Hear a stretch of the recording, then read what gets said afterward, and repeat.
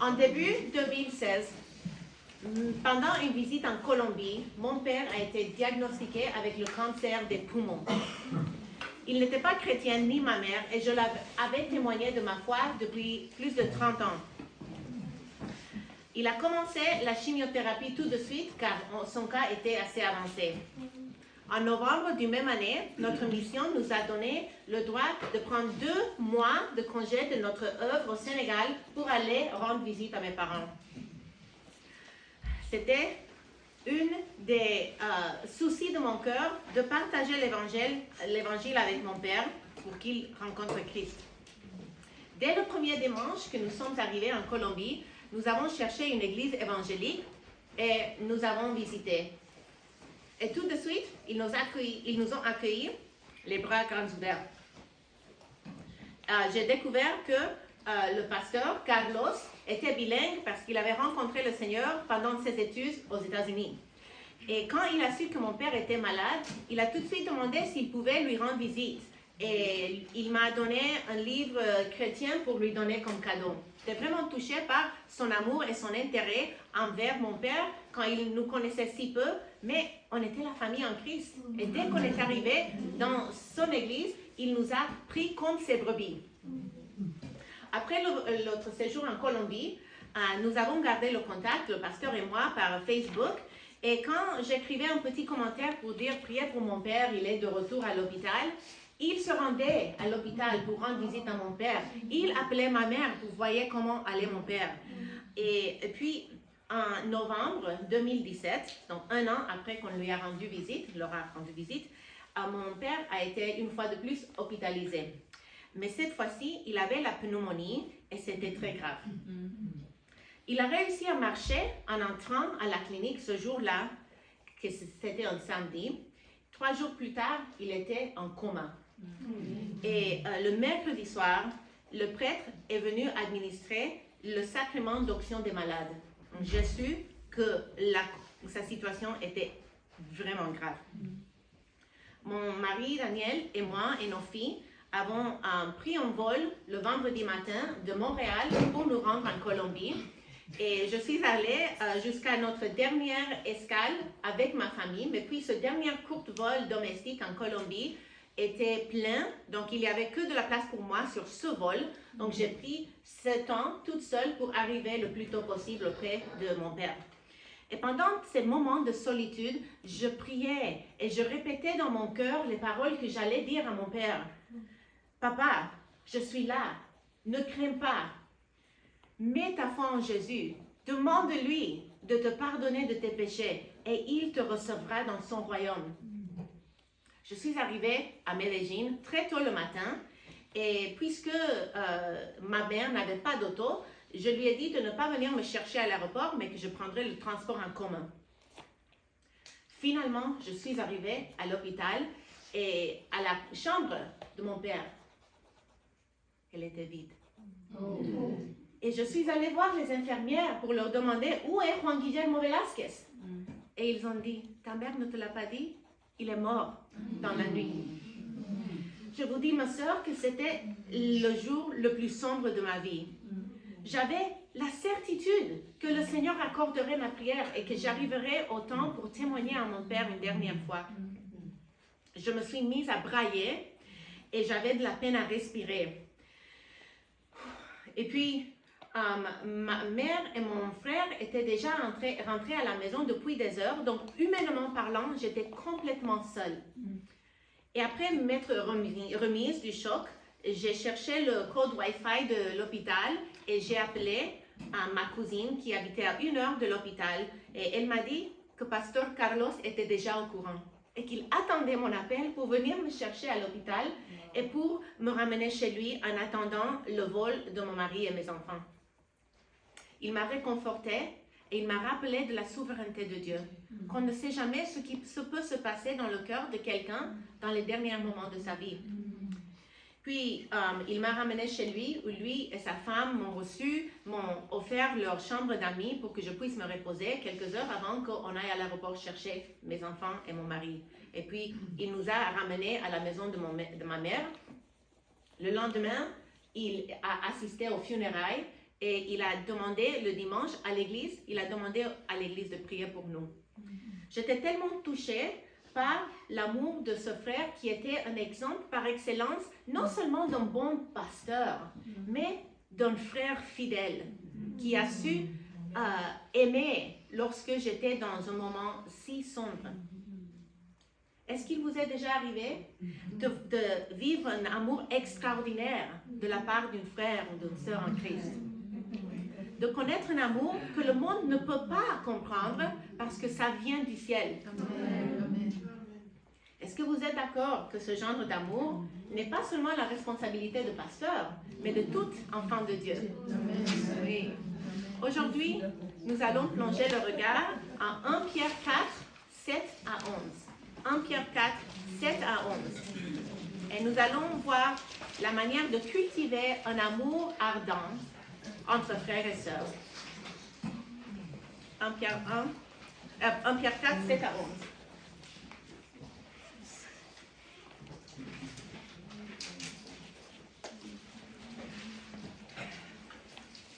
La fin de toutes choses est proche. Soyez donc sages et sobres afin de vous livrer à la prière.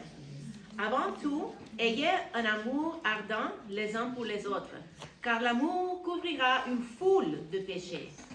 Exercez l'hospitalité les uns envers les autres sans murmurer. Comme de bons intendants des diverses grâces de Dieu, mettez chacun au service des autres les dons que vous avez reçus. Si quelqu'un parle, qu'il annonce les paroles révélées de Dieu. Si quelqu'un accomplit un service, qu'il le fasse avec la force que Dieu communique, afin qu'en tout Dieu reçoive la gloire qui lui est due à travers Jésus-Christ. C'est à lui qui appartiennent la gloire et la puissance au siècle des siècles. Amen. Le message intemporel de Pierre pour nous aujourd'hui est ceci. En vue de la fin, aimons-nous ardemment en nous servant les uns les autres. Aimons-nous ardemment. En vue de la fin, aimons-nous ardemment en nous servant les uns les autres. Prions. Tendre Père, alors que nous allons nous pencher encore une fois dans ta sainte parole, je prie que tu ouvres notre entendement afin que nous puissions discerner ta volonté pour nous, afin que nous aimions et nous servions nos frères et sœurs en Christ avec tous nos cœurs. Au nom de Jésus, Amen. Encore une fois, je vais planter le décor. Comme j'ai mentionné ce matin, Pierre parle aux croyants qui subissent une discrimination, une hostilité croissante de la part du monde qui les entoure. Et alors que la persécution à part entière viendra plus tard, ils ont déjà eu à subir une opposition grandissante. Et comme on a vu avec Claudia et Jules, la solidarité et l'amour entre croyants est essentiel à la survie des croyants dans une telle situation. Ainsi, lorsque nous examinons un type de communion fraternelle qui ressort de notre texte, gardez cela à l'esprit, que c'est dans le contexte de l'opposition qu'ils ont vécu et qu'ils ont été interpellés à ce genre d'amour. Il ne s'agissait pas simplement d'envoyer un texto de temps en temps ou bien de donner un j'aime sur Facebook à la photo de quelqu'un. Il s'agissait de bien plus que cela. Ce genre d'amour naît d'une communion profonde qui coûte cher. Découvrons ce que cela implique. Voici l'esquisse de notre texte. Nous allons voir le comment de notre communion dans le verset 7. Le comment, c'est sage et sobre par la prière. Le comment de notre communion, c'est sage et sobre par la prière. Le cœur de notre communion, au verset 8, le cœur de notre communion, c'est l'amour. L'amour. Le quoi de notre communion, de verset 9 à 11a, c'est l'hospitalité et le service. Le quoi de notre communion, c'est l'hospitalité et le service. Et finalement, le pourquoi de notre communion, au verset 11b, c'est la gloire de Dieu. Le pourquoi de notre communion, la gloire de Dieu. Commençons avec le verset 7. La communion, le comment de notre communion, sage et sobre par la prière. Le verset dit, la fin de toutes choses est proche. Soyez donc sages et sobres afin de vous livrer à la prière. La fin de toutes choses est proche. Plusieurs fois dans 1 Pierre, l'auteur fait allusion ou mention à différentes expressions qui parlent de la fin des temps, que ce soit ici où il dit la fin de toutes choses, ou que ce soit en 1 Pierre 1, verset 5, où il parle du salut prêt à être révélé dans les derniers temps, ou bien quand nous voyons en 1 Pierre 1, 13, qu'il est écrit « lorsque Christ apparaîtra ». Et nous avons vu cela ce matin. De quoi donc est-ce que cela parle? Et comme on a mentionné ce matin, depuis le moment que Jésus s'est manifesté, nous vivons dans les derniers jours. Et les apôtres pensaient que Christ allait revenir bientôt. Ils voulaient être prêts à son retour imminent parce qu'ils pensaient qu'il pouvait arriver avant qu'il meure. Et dans chaque génération, nous aussi devrions être prêts et vivre dans une anticipation du retour de notre Sauveur. Et le retour de Christ est quelque chose que nous attendons avec hâte, mais aussi c'est quelque chose qui doit nous rendre sages et sobres, parce que nous voulons être prêts à son retour. On ne veut pas être dans la honte parce qu'on est en train de faire de n'importe quoi lorsqu'il reviendra, n'est-ce pas? À l'époque du Nouveau Testament, certains chrétiens pensaient que puisque Christ va venir, je peux chômer. Je n'ai plus besoin de travailler, je vais chiller, je ne vais plus rien faire parce que de toute façon, ce n'est pas la peine. Et ce n'est pas du tout ce que le Seigneur veut de ses disciples, ni à l'époque de Pierre, ni pour nous aujourd'hui. Il désire plutôt que nous vivions une vie sage et sobre en travaillant, en œuvrant pour lui, sachant qu'il peut venir comme il ne peut pas venir, mais en toute occasion, soyons prêts pour son retour. Il y a 2 verbes qu'il mentionne ici. Sage et sobre. Soyez sage et soyez sobre. Deux impératifs. Et c'est quoi exactement être sage et sobre? On l'a mentionné ce matin. Et ces 2 verbes ensemble sont presque synonymes. Et nous devons les comprendre ensemble. Et c'est une façon littéraire de souligner le point. Quand un auteur met 2 mots qui sont presque synonymes, c'est pour souligner l'importance de cet impératif. Ça parle de la maîtrise de soi, de ne pas être contrôlé par ses émotions et ses passions, ou bien de savoir prendre des bonnes décisions. Et ce n'est pas autant quelque chose par rapport à la connaissance, mais c'est de savoir comment mettre en pratique ce qu'on connaît déjà. Et le verset continue et donne le but pour lequel nous devons être sages et sobres, afin de vous livrer à la prière. Et qu'est-ce que cela veut dire de se livrer à la prière? Nous devons le comprendre dans son contexte du retour de Christ. La réalité du retour de Christ devait nous rendre sages et sobres et nous animer à prier pour le monde déchu qui nous entoure, à prier pour que nous soyons fidèles et que nous tenions bon jusqu'à la fin, à prier pour que son règne vienne et que sa volonté soit faite. Peut-être que vous vous demandez comment se livrer à la prière. Est-ce que ça veut dire que je dois me lever à 5 heures du matin chaque matin pour prier pendant des heures et des heures avant d'aller au travail? Ce n'est pas le cas pour moi. Je ne suis pas capable en tout cas. Mais je crois que se livrer à la prière porte l'idée de cultiver une discipline, de prendre plaisir dans sa présence tout au long de la journée. Et c'est faire de lui notre délice et prendre plaisir à le garder avec nous dans nos pensées et dans nos affections. Et ce n'est pas toujours évident, n'est-ce pas? Mais quand on prie, les choses changent. Et les leaders réformateurs de l'époque dans la Grande-Bretagne et les leaders politiques, il y avait beaucoup de chrétiens parmi eux qui se consacraient à 3 heures de prière ensemble. Et ils organisaient les chrétiens tout au long du pays pour qu'ils s'unissent dans la prière spéciale avant des moments critiques au Parlement. Et un de leurs détracteurs a répondu à William Temple, un des leaders évangéliques de ce mouvement, en lui disant que ça c'est la coïncidence. Pourquoi vous priez comme ça? Quand vos prières sont exaucées, ça serait que de l'hasard. Et il a dit ceci: quand je prie, les coïncidences se produisent. Quand je ne prie pas, les coïncidences ne se produisent pas. chose pour nous. Je ne prie pas 3 heures par jour. Peut-être si quelqu'un ici le fait, tant mieux pour vous. Enseignez-nous. Peut-être vous devriez être la prochaine conférencière. Mais j'essaie de chercher la face du Seigneur chaque jour et chaque matin et ainsi dans d'autres moments de la journée. Et ça peut être pour certaines qui ont une vie très occupée d'écouter la Bible audio ou bien un livre audio édifiant pendant qu'on fait la lessive, où on lave la vaisselle, on fait la musculation, on fait une marche, on se déplace pour aller au travail. On a des moments qu'on peut racheter, qu'on peut investir dans notre relation avec le Seigneur pour cultiver cette intimité avec lui. Et peut-être que ça peut être aussi lire un livre dévotionnel ou méditer des versets qu'on est en train de mémoriser. Et pour moi, j'aime beaucoup écouter des podcasts ou des livres audio chrétiens pendant que je cours ou que je fais la cuisine. Mais à votre avis, qu'est-ce qui nous empêche de nous livrer à la prière?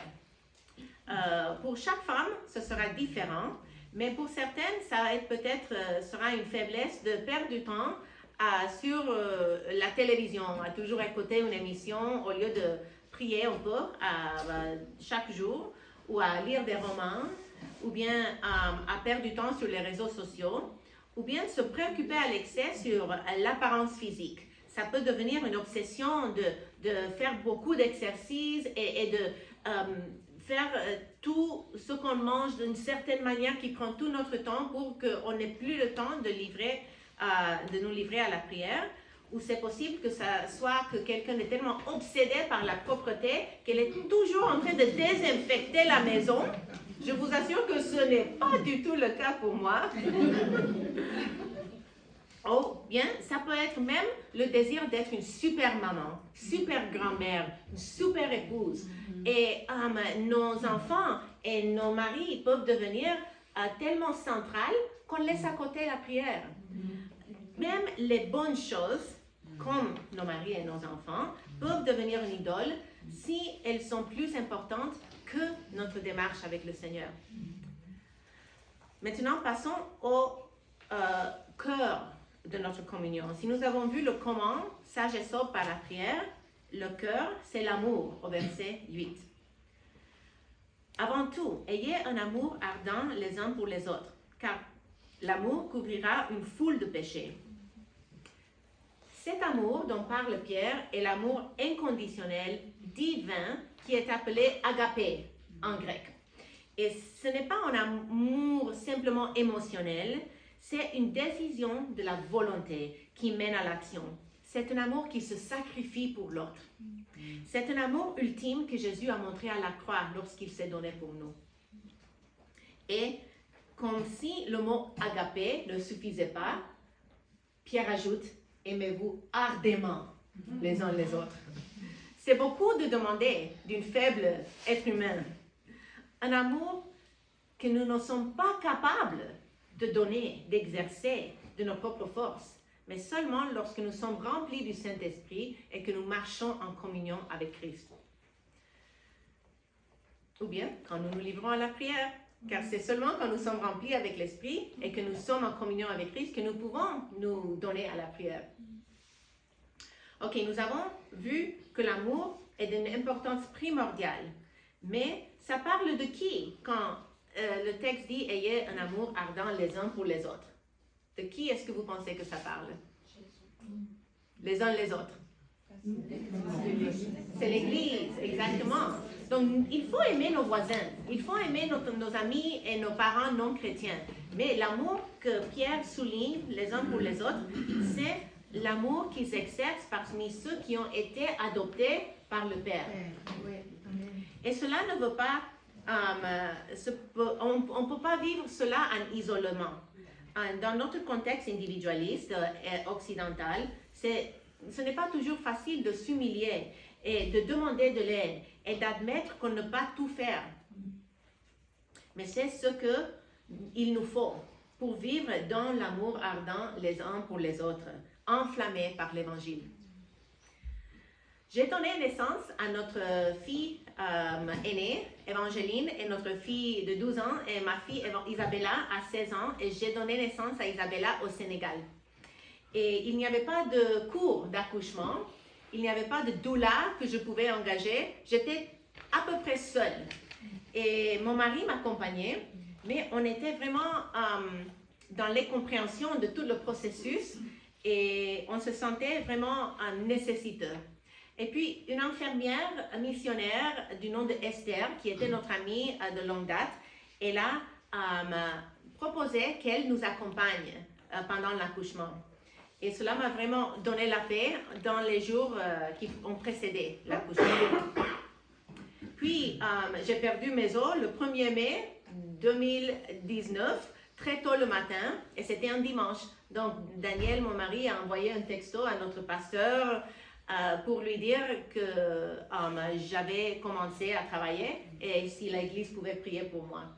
Notre pasteur n'a pas seulement prié pour nous pendant le culte, mais sa femme et la femme responsable du ministère féminin se sont rendues à ma maison pour passer la journée avec moi dès que le culte a fini. Donc j'avais Esther, ses 2 sœurs, mon mari qui m'accompagnait et pendant les longues heures que j'avais ces contractions, ils ont prié pour moi, ils m'ont distraite, ils m'ont accompagnée. Et les 3 sœurs nous ont accompagnés jusqu'à l'hôpital lorsque c'était le moment d'aller chercher les soins médicaux. Mais l'hôpital a dit que je pouvais avoir seulement 2 accompagnants. Donc les sœurs de l'église n'ont pas pu rester parce que l'infirmière avait la priorité. Certaines femmes aiment qu'on les masse pendant l'accouchement, qu'on les chuchote des mots d'encouragement. Ce n'est pas le cas pour moi. Je voulais qu'ils restent là-bas, qu'ils me laissent en paix et que je puisse souffrir toute seule. Donc, effectivement, Esther et Dan ont mangé des Pringles dans un coin pendant que j'avais mes contractions. Et lorsque le moment venait pour accoucher, Isabella ne voulait pas sortir. Et je poussais, elle ne voulait pas sortir. Et ma gynéco voulait utiliser des forceps. Et je lui ai dit, écoute, moi je ne veux pas que ma petite fille naisse avec une tête toute écrasée, donc laisse-moi m'accroupir. Donc je lui ai proposé cela, elle a dit, mais comment tu vas faire ça? Et donc je dis, Esther va me prendre d'un bras, Dan va prendre l'autre bras, et ils vont me soutenir sur ce lit. Donc elle a dit, ok, fais comme tu veux. Et elle est sortie. Et Isabella n'était pas capable de sortir avant parce qu'elle avait le cordon ombilical 2 fois autour de son cou. Elle était bleue et elle avait l'air d'être sans vie. On a tout de suite sorti non seulement Isabella, mais aussi Dan et Esther de la salle pour que ma gynéco puisse me coudre et m'accompagner. Et dans ces minutes où ils ont pris soin d'Isabella, Dan et Esther ont prié intensement parce qu'il paraissait qu'Isabella n'allait pas survivre. Et lorsque le médecin a sorti tout le méconium des voies de passage d'Isabella et que ces 2 guerriers de prière ont entendu le premier cri d'Isabella, ils ont su que sa vie était sauvée. Amen. Et je ne sais pas ce qu'on aurait fait sans Esther dans ce moment clé où Dan, humainement parlant, était tellement seul avec sa femme qui était toute maganée dans une chambre et sa fille qui était la fille qui était en danger. Et nous avons vécu un moment très spécial de l'amour entre frères et sœurs en Christ. Et c'est de même que quand nous voyons notre frère ou sœur souffrir, nous pouvons leur offrir notre amour et notre prière, nos prières. C'est l'amour que le Père nous donne lorsqu'il nous unit dans la famille de Dieu. Revenons au verset 8. Car l'amour couvrira une foule de péchés. Qu'est-ce que cela veut dire? Commençons par ce que cela ne veut pas dire. Est-ce que cela veut dire qu'on accepte d'être abusé? Non. La Bible ne dit pas que l'amour qui couvre une multitude de péchés veut dire qu'on se laisse abuser. S'il y a quelqu'un ici qui vit de la violence conjugale, cherchez de l'aide. ce n'est pas ce que la volonté de Dieu, ce n'est pas la volonté de Dieu pour vous. Et cela ne veut pas dire qu'on ne confronte pas le péché. Si quelqu'un vit dans le désordre et il se dit enfant de Dieu, nous n'avons pas amour besoin d'aller vers cette personne et de l'appeler à la repentance. Et ça ne veut pas dire qu'on ne voit pas la faute des autres. C'est pas possible de ne pas voir la faute quand quelqu'un pêche contre nous. Mais cela veut dire que dans nos relations interpersonnelles, on voit le péché d'autrui et on choisit de ne pas en tenir compte. On choisit de ne pas le souligner pour que tout le monde sache ce que celle-là m'a fait. Parfois, quand quelqu'un nous fait tort, c'est facile de tenir compte et de ne pas pardonner. C'est difficile de laisser derrière nous cette douleur. En plus, après qu'on se dit qu'on a pardonné, on a de la peine à ne pas raconter aux autres le mal, toute l'histoire que s'est passée. En 1 Corinthiens 13, verset 5, il est écrit « L'amour ne soupçonne pas le mal ». Et dans la New Living Translation, il est traduit comme « Love keeps no record of wrong ». Donc, l'amour ne garde pas un record de tout le mal qui nous a été fait. Est-ce que quelqu'un écrit dans un journal intime de temps en temps? Vous écrivez des notes? Oui, Nina le fait. Moi, j'aime écrire mes prières et voir la manière que Dieu démontre sa fidélité envers moi au long des années. Et j'aime aussi écrire des listes. Par exemple, des choses si banales que n'oublie pas d'acheter telle et telle chose lorsque tu iras à l'épicerie. Et aussi, j'aime compter les bienfaits de Dieu, comme le chant dit. Mais supposez qu'une de mes listes, c'était une liste d'épicerie, et l'autre était une liste de toutes les mauvaises choses que les gens ont fait contre moi. Ça serait le contraire de ce que ce passage nous appelle à faire. Et qui est notre exemple par excellence de quelqu'un qui a aimé et a pardonné? Exactement, Jésus. En Hébreux 8, 12, il est écrit, en effet, je pardonnerai leur injustice et je ne me souviendrai plus de leurs péchés ni de leurs fautes. Nous pouvons pardonner parce que nous avons été grandement pardonnés. C'est bien vrai que nous n'avons pas la capacité de ne plus nous souvenir, car ça c'est une capacité divine. Nous les êtres humains, nous oublions les choses que nous devrions nous rappeler et nous ne sommes pas capables de ne pas oublier les choses que nous aimerions oublier, n'est-ce pas? Mais Dieu n'est pas un faible humain. Il fait un choix de ne plus se souvenir, de ne plus nous jeter en face notre péché. Il le jette au fond de la mer et il met un placard qui dit « No fishing ». On ne fait pas de la pêche ici pour aller ramasser nos péchés qu'il a déjà oubliés, entre guillemets. Ce que nous devons nous efforcer de faire, c'est de ne pas revivre encore et encore la même offense, comme quand on gratte une plaie pour enlever la croûte.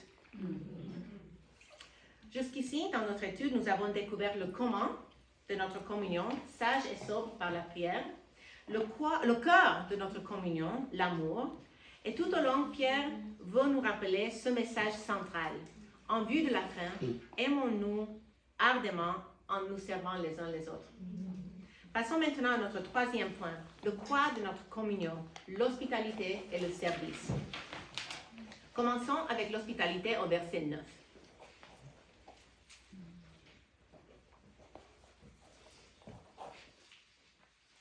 Exercez l'hospitalité les uns les autres sans murmurer.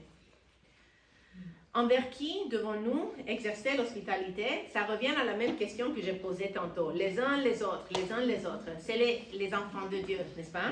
Et encore une fois, recevons nos amis non chrétiens. C'est essentiel de le faire. Mais dans ce passage, il nous parle de cet amour ardent et de cette hospitalité que nous devons cultiver dans la famille de Dieu. Si nous lisons le livre des Actes des Apôtres, nous voyons que l'Église est née et a grandi à travers l'hospitalité. Par exemple, quand Pierre a accueilli les émissaires de Corneille en Acte 10 qui lui ont apporté un message qu'il y a un certain homme païen qui craint Dieu et qui a reçu un message de Dieu que tu dois aller chez lui. Il a reçu ces messagers et ils ont logé chez lui jusqu'au lendemain quand Corneille, de retour, l'a reçu avec ses émissaires, ses accompagnants chez lui. Ou pensons à Lydie qui a insisté, après avoir rencontré le Seigneur auprès des eaux du Rive, et elle a insisté que Paul et ses compagnes viennent chez elle pour adorer le Seigneur. Et l'église en Philippe est née à cause de est née en partie à cause de son hospitalité. Et cette église était tellement diversifiée qu'elle était composée, entre autres, d'une riche femme qui avait toute une entreprise qu'elle gérait, d'une jeune fille, une ancienne démoniaque qui avait rencontré le Seigneur, et d'un geôlier et toute sa famille. Donc c'est beau de voir la manière que quand nous ouvrons nos cœurs et nos portes aux autres, le Seigneur peut faire des grandes choses. Et j'aimerais ajouter que l'hospitalité, ce n'est pas une qualité féminine. La Bible dit en 1 Timothée 3, 2 et en Tite 1, 18, dans la liste de qualifications d'anciens, qu'il doit être hospitalier. Un homme, en fait, est disqualifié du ministère s'il n'est pas hospitalier. Cela, c'est quelque chose que le Seigneur prend au sérieux. Et je pense au fait que le premier acte d'hospitalité a été de Dieu, de sa part, lorsqu'il a fait un beau jardin et il a installé le premier homme et la première femme dans sa maison, entre guillemets, dans son temple, entre guillemets, et c'est lui qui a planté tout le décor. Il n'avait pas besoin de chercher un designer parce que Dieu est le designer par excellence. Et en plus, spécifiquement, dans le temps du Nouveau Testament, les croyants se déplaçaient à cause de la persécution et les fidèles devaient être prêts à recevoir des frères et sœurs qui passaient par leur ville, même s'ils ne connaissaient pas, s'ils voyaient qu'ils étaient dans le besoin à cause de l'opposition. Et au-delà du contexte immédiat de Pierre, il y a un principe plus fondamental. Nous devons être hospitaliers envers les autres parce que Dieu a été d'abord hospitalier envers nous. Il nous a accueillis dans sa grande famille et il a fait de nous ses enfants et il prépare une demeure éternelle pour nous. Pendant mes années au Sénégal, j'ai beaucoup appris sur l'hospitalité. C'est un pays qui est reconnu pour son hospitalité. Et une fois, on s'est rendu chez Ibou, un des étudiants qui faisait partie de l'Institut biblique où mon mari Dan enseignait. Et après avoir bien mangé, la bouffe sénégalaise est délicieuse. Et après avoir jasé après le repas, on s'apprêtait pour partir. Et la maman de Ibou a dit « Attendez une minute ». Elle est partie quelque part, elle est revenue avec un joli tissu africain pour nous. Et j'ai dit « Ah, mais qu'est-ce que c'est ça ?» Elle a dit « Vous êtes venus chez moi, vous avez mangé ma nourriture, vous êtes restés pour jaser avec nous. Comment puis-je vous remercier ?» C'est incroyable, n'est-ce pas? Dans notre contexte différent de celui de ses amis sénégalais, comment pouvons-nous mettre en pratique ce commandement? Est-ce que pour inviter quelqu'un chez vous, il faut que la maison soit impeccable et que le repas soit gourmet? Mais ce ne devrait pas être le cas, n'est-ce pas? Ne vous mettez pas ce type de pression. Je pense que cette mentalité peut nous empêcher d'ouvrir nos cœurs et nos portes aux autres. Est-ce que vous avez un plan pour quand vous allez faire le ménage? Chez moi, normalement, les samedis matins, on fait un gros ménage. Évangéline déteste faire ça, mais elle le fait quand même. Et quand on sait qu'on va recevoir quelqu'un le samedi soir ou bien le dimanche après le culte, on fait un extra bon job. Et on fait notre mieux. On fait notre mieux et on donne ce qu'on peut. Une autre question pour vous. Est-ce que vous pensez que l'hospitalité n'est que pour les extravertis? Et je dois vous avouer que Auparavant, je pensais que j'étais extravertie parce que je suis bavarde. Mais suite à des mois de confinement pendant la pandémie, j'ai découvert que finalement, je suis une bavarde introvertie. Et les sorties et les rassemblements ne me manquaient pas du tout. J'étais contente toute seule à la maison, enfermée avec mes 2 enfants et mon mari. Donc je comprends si quelques-unes disent que « Ah non, mais l'hospitalité m'épuise. Après une longue journée du travail, de rentrer à la maison et penser que je dois recevoir les gens, c'est fatigant. » Je vous comprends. Et il se peut que vous puissiez pratiquer l'hospitalité autrement. Donc peut-être qu'au lieu d'inviter une famille avec 4 petits-enfants bousculants, vous pouvez inviter une sœur célibataire ou bien une veuf qui est seule et qui n'aime pas cuisiner. L'essentiel est de rester à l'écoute et à la direction du Seigneur. En vue de la fin, aimons-nous ardemment en nous servant les uns les autres. Nous avons vu le quoi de notre communion, l'hospitalité. Passons au deuxième quoi, le service. Et on voit cela au verset 10. Comme des bons intendants des diverses grâces de Dieu, mettez chacun au service des autres le don que vous avez reçu. Les différents passages du Nouveau Testament qui parlent des dons spirituels ne sont pas une liste complète. Car nous voyons dans ce passage que cela ne dit que 2 types de dons. L'enseignement, ou bien le don de parole, et le service. Et on pourrait dire même que le service est un mot générique qui comprend le tout. Parce que le verset nous dit que nous faisons tout le service pour les autres. Servons les autres. L'essentiel n'est pas de connaître une liste exacte de chaque don spirituel afin d'identifier précisément ce que nous pouvons faire, mais plutôt de nous demander comment pouvons-nous aimer les autres et mettre en action ce que nous avons comme intérêt, comme passion, comme capacité. Est-ce que vous avez de la peine à identifier vos dons spirituels? Quand j'étais à la faculté de théologie, au séminaire, ils nous ont fait faire des tests de dons spirituels. Et on peut en trouver en ligne. Si vous voulez, si vous faites sur Google une recherche, vous pouvez voir des liens vers des tests de dons spirituels. Et même gratuits parfois. Mais je ne suis pas convaincue que ce soit nécessaire de faire un test pour savoir quel est votre don, car vous pouvez juste demander au Seigneur qu'il vous aide à reconnaître ce que vous aimez déjà faire. Qu'est-ce que vous aimez faire pour démontrer l'amour, pour servir les autres? Qu'est-ce que te donne de la joie au sein de l'Église? Nos dons ne devraient pas être un fardeau. Ils ne devraient pas être quelque chose de pénible ou quelque chose de mystérieux que nous n'atteignons pas. Ils sont une bénédiction qui doivent autant apporter de la joie aux autres qu'à nous-mêmes. Et au-delà de découvrir ce qu'on aime faire, on pourrait aussi demander aux autres de nous dire « Qu'est-ce que tu as remarqué chez moi? Est-ce que tu as vu que je fais ceci bien ou que je suis vraiment forte dans ce domaine-là? » Demande à tes pasteurs, à des amis matures, qu'ils t'aident qu'ils t'observent pour qu'ils te disent ce qu'ils remarquent chez toi.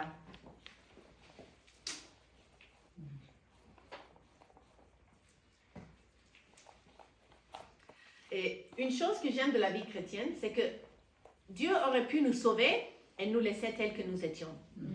Mais il a choisi de nous adopter et de nous mettre en famille pour que nous nous aimions les uns les autres, pour que nous nous aidions les uns les autres à grandir en maturité. Mais il ne s'est pas contenté de nous laisser dans l'immaturité, comme je disais, mais il nous a sauvés pour que nous soyons des instruments dans ses mains, pour que nous soyons... il nous a sauvés pour servir et pour que nous abondions dans l'amour les uns pour les autres.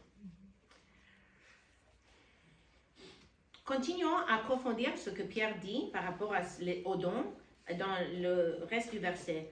Il dit, si quelqu'un parle, qu'il annonce les paroles révélées de Dieu. Pierre divise les dons en 2, les paroles pour l'enseignement et les dons de service. Mais avant que tu dises que, ah non, non, moi je ne suis pas enseignante. Non, non, non, ça c'est pour quelqu'un d'autre. J'aimerais examiner exactement ce que la parole révélée de Dieu dans ce verset veut dire. D'abord, il est essentiel que lorsque nous parlons, que ce soit les paroles révélées de Dieu qui sortent de nos bouches. C'est-à-dire que les solutions principales aux problèmes de nos frères et sœurs en Christ devraient se trouver dans l'Écriture. Oui, dans la lumière. Et cela ne veut pas dire que nous n'allons pas parfois consulter de la psychologie, un livre sur les différentes astuces pour adresser un problème, mais la Bible devrait être le filtre à travers lequel nous recevons toutes ces autres sagesses humaines et doit être l'oxygène de nos vies. Le don de parole ne veut pas forcément dire que tu dois pouvoir parler devant une foule. Si vous me voyez ici et vous dites jamais de la vie je voudrais faire ce que Angie fait, non, non, non, non, c'est impensable. C'est pas grave parce que le don de parole est bien plus que de parler devant une foule. Moi, j'aime enseigner aux conférences, mais il y a des sœurs qui sont beaucoup plus fortes que moi dans l'enseignement en animation, en petits groupes. Elles savent sortir les bonnes réponses des autres parce qu'elles les aident en posant des bonnes questions et elles les aident à réfléchir et à trouver ce que le Seigneur est en train de leur parler à travers sa parole. Donc les dons d'enseignement peuvent se manifester de beaucoup de différentes façons. Et on communique les paroles révélées de Dieu tout simplement lorsqu'on inculque à nos enfants, ceux qui ont des enfants, les valeurs du royaume. Lorsque nous les aidons à avoir des réflexions bibliques quand ils perdent un toutou, quand ils se sentent exclus parmi leurs amis, ou quand ils perdent leur grand-père. Nous pouvons pareillement annoncer les paroles révélées de Dieu lorsque nous encourageons une sœur, lorsqu'on prend un café avec, lorsque nous exhortons nos maris ou nos colocs quand nous voyons qu'ils passent par un moment difficile. Et quand nous rentrons dans une discussion autour de la table, même pendant nos repas ici, nous pouvons avoir un don de parole dans la manière que nous nous encourageons mutuellement. Et c'est tellement facile, quand nous nous réunissons, de parler des choses banales. Et moi, je suis la première à parler de combien je suis contente du prix imbattable que j'ai trouvé à Maxi ou bien à la friperie.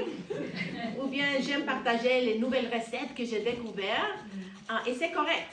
Ce n'est pas méchant, mais nous devrions nous efforcer, en même temps que nous parlons des choses normales, de chercher de faire en sorte que nos conversations tournent vers ce qui nous a touchés dans la parole dans la semaine, tournent vers un bon livre chrétien qui nous a enrichis, tournent vers un podcast qui nous a édifiés et un autre contenu qui nous a parlé, qui peut servir d'encouragement pour les autres. Et pour que nous puissions partager ce que la Bible nous dit dans notre vie personnelle, nous devons d'abord l'apprendre pour nous-mêmes. Nous devons la mémoriser, la méditer, la connaître. Car nous ne pouvons pas donner aux autres ce que nous n'avons pas reçu. Exactement. C'est un peu comme dans l'avion, quand l'hôtesse de l'air dit de mettre ta masque avant de la mettre sur ton petit, n'est-ce pas? Tout chrétien n'est pas appelé à se former au séminaire ou à enseigner devant une foule, mais tout chrétien est appelé à faire des disciples, à transmettre la parole d'une forme ou une autre, en enseignant aux autres ce que Christ nous a appris. Et pour ce faire, nous devons faire de l'Éternel notre délice. Et cela ne se fait que dans la prière et dans la connaissance de sa parole. Pierre continue son explication des dons spirituels ainsi. Si quelqu'un a accompli un service, qu'il le fasse avec la force que Dieu communique.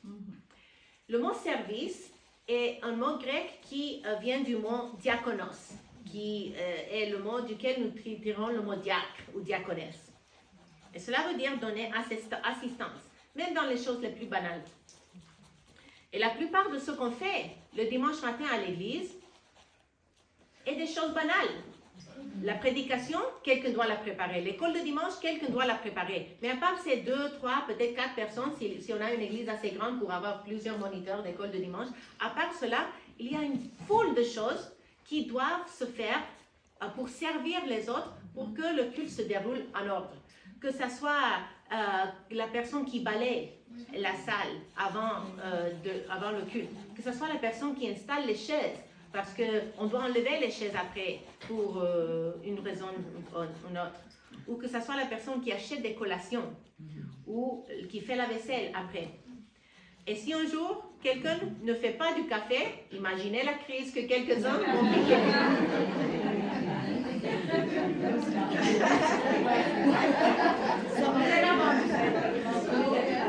Un bel exemple. Et souvent, c'est les femmes qui font beaucoup de ces actes de service, n'est-ce pas? Ne minimisez jamais ce que vous faites pour servir les autres dans l'église locale. Car tous ensemble, nous formons le corps de Christ et la petite orteil est aussi importante que l'œil et la bouche. Lorsque Pierre parle de la force que Dieu communique, il parle de la force physique pour accomplir la tâche à laquelle le Seigneur nous a appelés. Et nous devons tout faire en dépendant de Jésus-Christ. Et cela nous rappelle que le Seigneur nous donne exactement la force nécessaire pour accomplir les bonnes œuvres qu'il a préparées d'avance pour nous. Donc, si tu es une maman fatiguée, parce que tu rentres du travail et tu as à faire le repas et le ménage et tu as les petits-enfants, tu dois les aider avec le devoir et tu es fatiguée, le Seigneur comprend. Bien, si tu es une femme périménopausée comme moi et tu dors mal la nuit et tu te réveilles fatiguée et tu as encore du travail à faire mais tu as tous ces problèmes hormonaux qui te rendent fatiguée toute la journée, il te comprend, il est ton créateur. Si tu es étudiante et tu travailles et tu sers dans l'église locale et tu as plein de responsabilités et tu as de la peine à trouver du temps pour lui, il te comprend. Si tu as des problèmes de santé qui t'empêchent de faire tout ce que tu veux, sache que le Seigneur t'a donné exactement les forces qu'il a voulu pour toi. Donc, ne te remplis pas de culpabilité parce qu'il te connaît, il est ton créateur et il t'aime. Donc, jusqu'ici, nous avons vu le comment de notre communion, sage et sobre par la prière, le cœur de notre communion, l'amour, le quoi de notre communion, l'hospitalité et le service. Et passons maintenant au quatrième, le pourquoi de notre communion, la gloire de Dieu. Afin qu'en toute chose, Dieu soit glorifié par Jésus-Christ. Dans cette phrase, nous trouvons la motivation pour notre amour, pour notre communion, pour tout ce qu'on fait. Et Christ est digne de toute la gloire. 1 Corinthiens 10, 31, je pense que vous pouvez le connaître, c'est « Ainsi donc que vous mangiez, que vous bouviez, ou quoi que vous fassiez, faites tout pour la gloire de Dieu. » Exactement. Comment faire tout pour sa gloire? Est-ce que je peux faire le ménage pour sa gloire? Oui. Est-ce que je peux faire le souper pour sa gloire? Oui. Est-ce que je peux jouer avec mes enfants pour sa gloire? Oui. Est-ce que je peux aider un ami à déménager pour sa gloire? Oui. Est-ce que je peux acheter des nouveaux souliers pour sa gloire? Oui.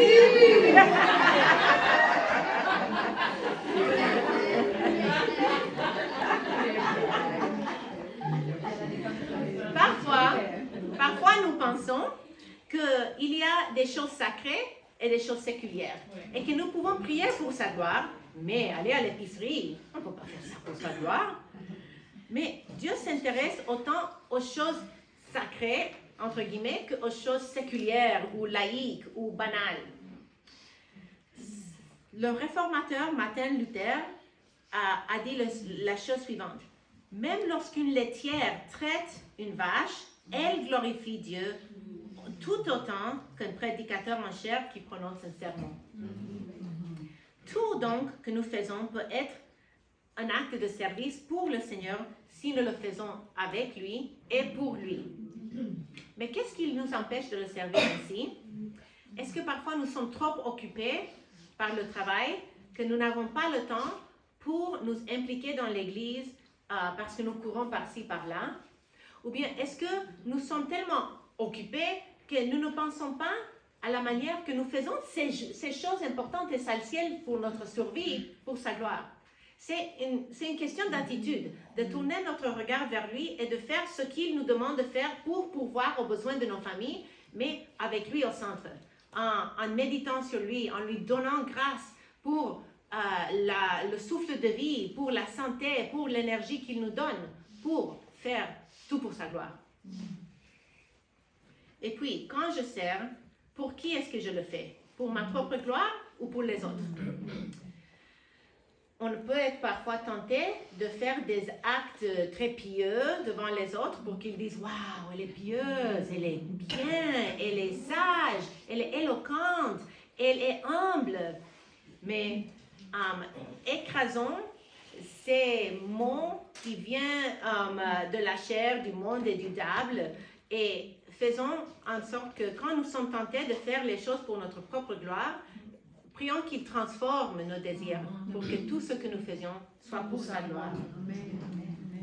Pierre conclut son passage avec une belle doxologie ou bien une déclaration d'adoration.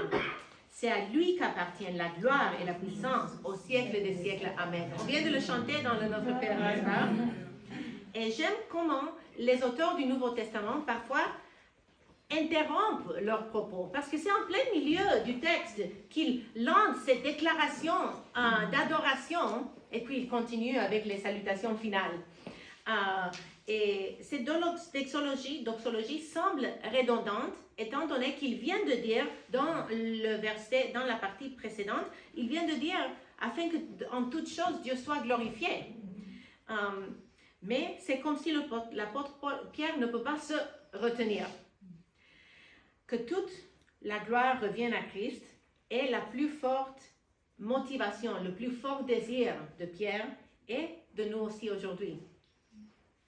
Donc pour réviser, nous avons vu le comment de notre communion, sage et sobre par la prière, le cœur de notre communion, l'amour, le quoi de notre communion, l'hospitalité et le service, et le pourquoi de notre communion, la gloire de Dieu. Tout cela pour nous aider à saisir le message principal de Pierre. En vue de la fin, aimons-nous ardemment en nous servant les uns les autres. Laissez-moi vous ramener à Medellín, Colombia, pour vous expliquer ce qui s'est passé par la suite.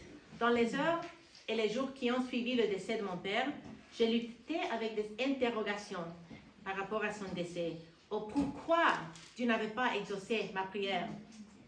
Puis j'ai reçu un appel de mon cousin Lucas et de sa femme Faith. Et ils sont deux parmi les seuls autres chrétiens évangéliques dans ma famille.